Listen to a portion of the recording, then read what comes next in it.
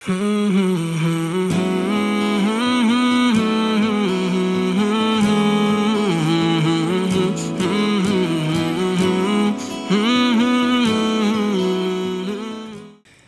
12 மாதங்கள் இருக்குது. இந்த 12 மாதங்களில் குறிப்பாக ஸல்லல்லாஹு அலைஹி வஸல்லம் ரஜப் மாதம் வந்தோடனே பரக்கத் செய்வாயாக அப்படின்னு ரஜப ஷாபானில் குறிப்பிட்டு சொல்கிறாங்க.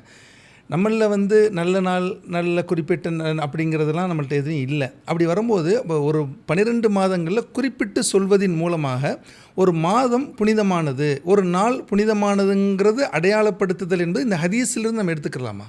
தாராளமாக எடுக்கலாமே. அதாவது நம்முடைய மார்க்கத்தில் கெட்ட நாள் என்பது தான் இல்லையே தவிர, நல்ல நாட்கள், நல்ல நாட்களில் மிக நல்ல நாட்கள் எது, அது இருக்கத்தானே செய்யுது. இப்போ ரமலான் மாதம்னு சொல்கிறோம்ல, மனிதத்தில் 12 மாதங்களில் ரமலான் மாதம் ஒன்று. அது புனிதமான மாதம், அதனுடைய அருவலத்தை தவறுவிடக்கூடாது என்பதற்காகத்தானே இந்த பிரார்த்தனையே செய்ய சொன்னாங்க நபிகள் நாயகம் ஸல்லல்லாஹு அலைஹி வஸல்லம் அவர்கள். அதுபோல் புனிதமான மாதங்கள் 4 என்று ஒன்று இருக்கிறது அல்லவா, நம்முடைய மாதம் இருக்கிறது. அதே போல் வெள்ளிக்கிழமை புனிதமான நாள் அல்லவா, அதில் பிரார்த்தனை செய்தால் உடனே அங்கீகரிக்கப்படும். அதே போல் ரமலான் மாதத்தில் இருக்கக்கூடிய இரவுகளில் லைலத்துல் கத்ர் இரவு என்று ஒரு இரவு இருக்கிறது அல்லவா.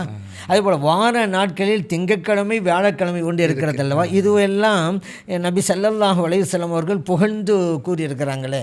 எல்லா நாட்களிலும் நோன்பு வைக்கலாம், ஆனாலும் திங்கட்கிழமை நோன்பு வைங்கள், வியாழக்கிழமை நோன்பு வைங்கள் சொல்லியிருக்கிறாங்கல்ல.